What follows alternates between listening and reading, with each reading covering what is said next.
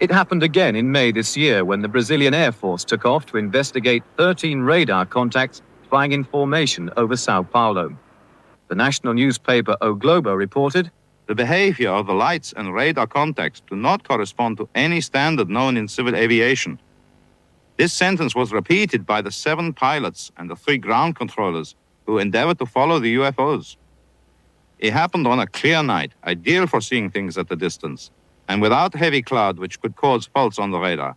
According to Lieutenant Kleber, who chased one of the UFOs, "I tried to get closer, but it was as if one was trying to arrive at a point of the infinite. The object had a very intense red light, which changed to white, then to green, even to turn back to red. Captain De Freitas chased another. It made zigzags at angles equal to 80 degrees. I do not know any apparatus capable of making turns in that way at 1,000 kilometers per hour." The objects left Brazilian airspace, easily avoiding interception. The chase was abandoned. Esta semana, altas autoridades militares do Brasil admitiram publicamente pela primeira vez ter visto objetos voadores não identificados, os OVNIs. O próprio ministro da Aeronáutica, Brigadeiro Moreira Lima, deu entrevista para informar que pilotos das bases de Santa Cruz, no Rio de Janeiro, e de Anápolis, em Goiás, chegaram até a perseguir e a ser perseguidos pelos objetos voadores não identificados na região de São José dos Campos, sobre o Vale do Paraíba, e trechos do estado do Rio de Janeiro. Eram 21 OVNIs, segundo os militares, que ficaram mais de 3 horas sobrevoando o território brasileiro na noite de segunda e madrugada de terça-feira. Toda vez que é detectado algum objeto não identificado, evidentemente há um processo bastante eficiente de verificar se foi alguma aeronave que está voando sem um plano de voo aprovado, etc. Mas quando se comprova que é algo diferente, as aeronaves então são acionadas. O que ocorreu foi que os radares detectaram vários objetos não identificados na área de São Paulo, São José dos Campos, Rio de Janeiro. A descoberta dos OVNIs nos céus do Brasil até que eles desaparecessem sobre o mar se deu da seguinte maneira, contado minuto a minuto. Às 8h50 da noite de segunda-feira, um ponto luminoso é detectado pela torre de controle do aeroporto de São José dos Campos. A torre pede ao comandante Alcir, que viajava com o coronel Osiris Silva, presidente da Petrobras, que fizesse uma busca visual do OVNI. 21h10. Sinais luminosos são vistos pelo comandante Alcir. Isso era uma estrela bem luminosa, de cor alaranjada, avermelhada, parecida assim. Quando então nós informamos ao controle de São José dos Campos que iríamos prosseguir em direção a esse objeto, sei lá, ou essa luz. E essa luz simplesmente desapareceu, como se fosse uma luz que tivesse apagado. 21h14, o controle de radar de São Paulo recebe sinais sem identificação. 21h15, o controle radar de São Paulo informa ao Centro de Tráfego Aéreo em Brasília. 21h20, Brasília confirma a presença de sinais no radar. 22h23, o primeiro jato F-5 sai da base aérea de Santa Cruz. 22h45, o radar de Anápolis detecta sinais. O Mirage sai da base em busca dos OVNIs. 23h15, o piloto do primeiro F-5 a entrar em ação vê bolas de luz pela primeira vez e começa a perseguir os OVNIs. 23h17, mais um Mirage sai da base de Anápolis, aumentando a perseguição. 23h20 de segunda-feira, o F-5 recebe pela primeira vez sinais no radar de bordo. 23h36, o terceiro Mirage sai da base de Anápolis. Na verdade, esta semana no Brasil foi muito rica no aparecimento dos objetos voadores não identificados. E não foram só os oficiais da Força Aérea que viram, não. Este aqui foi registrado pelo cinegrafista amador Flávio Ferreira da Rocha. Ele filmou um OVNI na zona oeste do Rio. Estes pontos luminosos não identificados foram vistos sexta-feira em São Paulo, capital, e no interior do estado.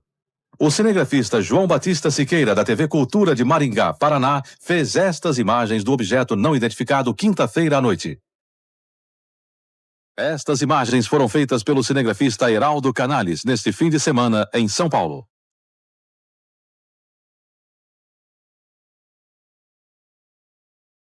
OVNI apareceu sexta-feira de madrugada. A equipe de cinegrafia estava gravando um comercial no alto de um prédio na Avenida São João, centro de São Paulo. A forma e o tamanho do objeto pareciam uma lua cheia. Para que não houvesse nenhuma dúvida, o cinegrafista Heraldo fez questão de filmar também a própria lua. Ela estava à direita do OVNI em quarto minguante. Vejam bem.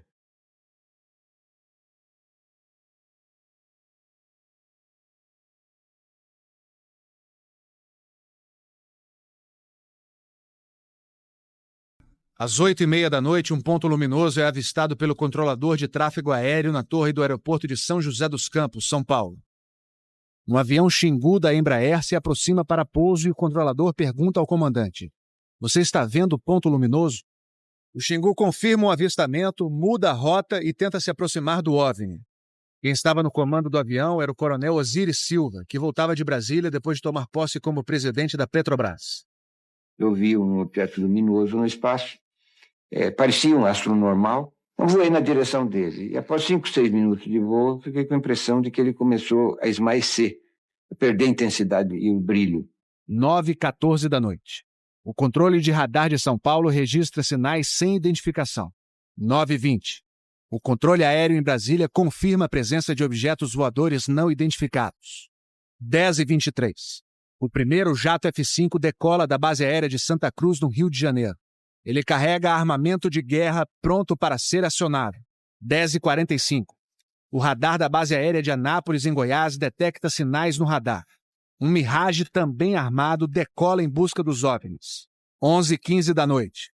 O piloto do primeiro F-5 a entrar em ação avista um ponto luminoso e começa a perseguir o objeto voador não identificado. Nosso objetivo justamente era esse, se aproximar e identificar. Nós não conseguimos nem nos aproximar, muito menos identificar. 11h17. Mais um Mirage decola da base de Anápolis para perseguir os objetos. 11h20. O caça F-5 recebe pela primeira vez um sinal no radar de bordo confirmando a presença do objeto não identificado à sua frente. 11h36. O terceiro Mirage sai da base de Anápolis, mas não consegue contato visual com os OVNIs. Naquela noite, 5 jatos da Força Aérea foram acionados e retornaram sem conseguir se aproximar dos objetos. Os radares do Sindacta em Brasília registraram um total de 21 sinais desconhecidos no céu do Brasil. O grande personagem dessa história foi o controlador de voo que estava na torre de São José dos Campos. O sargento Sérgio Mota da Silva, que aparece nessa foto tirada na torre de São José poucos dias depois do incidente, foi quem deu o primeiro alerta sobre OVNIs.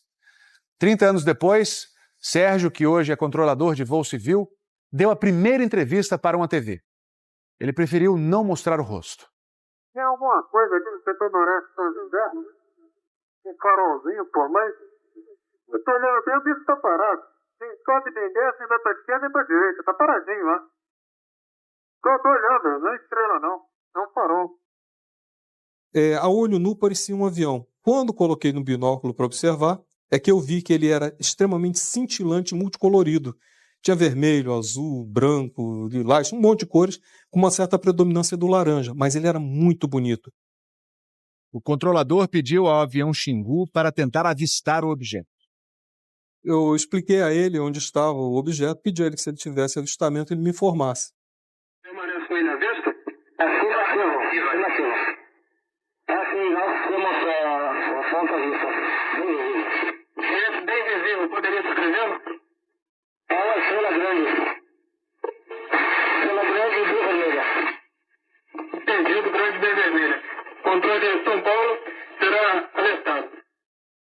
O controlador em São José dos Campos avisa ao controle São Paulo que o Xingu está perseguindo o OVNI. Positivo. Ele está perseguindo o troço. Está perseguindo o troço? Tá indo atrás. Sério, tá indo. O controle? Tá vendo aqui. Tá vendo? Tá indo atrás. Próximo de São Paulo, já da região do radar, esse objeto simplesmente desapareceu do radar. O Xingu também perdeu contato visual com ele. O avião Xingu abandonou a perseguição e pousou em São José dos Campos. Pouco depois, o controlador da Torre de São José alertou o controle São Paulo. Outros OVNIs estavam aparecendo no céu. Tô dando 3 agora. São 3 luzes. Mas parecem estrelas. Mas um radar não pega estrelas. Que isso? Você observa alguma mudança de cor, alguma coisa? hipocentro, né? Tem, rapaz, eu não sei. Pra mim, o olho aqui tá parecendo uma estrela, mas só que muda de cor bonita, rapaz. Tá vermelho, amarelo, azul, branco, tá dando um monte de coisa. Pô, tão barato isso aqui. Deve ter um cheque por aqui já pelas contas que eu tô fazendo aqui. Ainda bem que vocês estão vendo também, senão eu ia pensar que eu tô ficando doido. Pô, rapaz, tô arrepiado, meu irmão. Só dos pontos brancos afastados mais baixos. Estão entrando no alinhamento da pista, além da cidade. Tem 2 altos aqui no alinhamento da pista e tem mais uns 2 ou 3 embaixo, voando baixo agora. Continuam se movimentando. Coisa linda, meu irmão. Pô, tá ficando bom esse negócio, viu? Tá ficando bom. O controlador Sérgio Mota da Silva faz uma revelação surpreendente. Ele tentou fazer contato com os OVNIs usando as luzes de balizamento da pista de pouso. Se eu aumentava o brilho do balizamento das luzes do balizamento, aliás, eles se afastavam. E se eu diminuía a intensidade das luzes do balizamento, eles se aproximavam. Pareciam responder de modo inteligente aos sinais que eu fazia com as luzes da pista de pouso e decolagem. O controlador Sérgio fala com o controle aéreo em Brasília. Fala, Brasília. Brasília? Boa noite, bem-vindo ao Festival dos Discos Voadores. Tá uma loucura isso aqui, cara. Pô, os que eu pude ver mudavam de cor o tempo todo. Vermelho, amarelo, azul, lilás, aquele festival de cores. As ocorrências terminaram já perto do nascer do dia, lá pelas 4 e pouco, 5 horas da manhã. Os últimos objetos foram vistos. Como é que tá a situação aí? Ô, rapaz, isso aqui foi um festival. E agora, como é que tá? Agora eu não cheguei a ver mais, não. Você não informa nada, não? Positivo. Parece que você não viu nada da cidade. Positivo. O Fantástico também teve acesso às gravações das conversas entre os pilotos e a defesa aérea. Um desses pilotos era o capitão Armindo de Souza Viriato. Veja agora como foi que ele perseguiu um OVNI com armamento pronto para ser usado. Eu tenho contato. Confia? Estou em contato. Não siga nesse contato, caçador. Caçador passando a rojão. Caçador passando a rojão. No código dos pilotos, isso quer dizer que o caçador, o avião caça, entrou na situação rojão. O míssil está pronto para disparar. Prossiga nesse contato. Foi, estou em Judite agora. Judite significa que o alvo está no radar. Ou seja, o piloto pode atirar se for autorizado pela defesa aérea. Mas neste momento, o alvo se afasta em alta velocidade. Está aumentando. Aumentando a distância, confirma. Afirmativo. Mas eu estou aumentando de novo, ok? 7. Passando rápido, né? É uma pontaria muito estranha. O capitão Viriato falou sobre a incrível velocidade dos OVNIs numa entrevista ao Fantástico. Essa aceleração, o radar de Brasília chegou a pegar na época da defesa aérea, deu aproximadamente Mach 15. Isso aí daria em torno de 15 mil km por hora. 15 mil quilômetros por hora é uma velocidade muito acima dos jatos mais rápidos do mundo, que chegam no máximo a 4 mil quilômetros por hora. Um documento confidencial do Comando de Defesa Aérea de junho de 1986 concluiu: os objetos produziram ecos nos radares do sistema de defesa e também nos jatos que perseguiram os OVNIs. Houve contato visual dos pilotos. Os objetos atingiram velocidades supersônicas e mostraram capacidade de acelerar e desacelerar de modo brusco. E a principal conclusão do relatório: os fenômenos são sólidos e refletem inteligência pela capacidade de acompanhar e manter distância dos observadores, como também voar informação. Não foi possível identificar a origem dos objetos. Foram esses 2 ufólogos, pesquisadores de OVNIs, que conseguiram no Arquivo Nacional em Brasília a liberação gratuita dessas gravações. O fenômeno OVNI é real, existe, e o governo sabe disso, as Forças Armadas sabem disso. Essa documentação sendo exposta para o público permite que as pessoas entendam que isso não é brincadeira. Não tem como a gente falar que seriam naves extraterrestres, né? Eram objetos voadores não identificados. Não podemos dar qual a procedência deles, qual a origem. É alguma coisa inexplicável do nosso ponto de vista tecnológico à época e mesmo ainda hoje.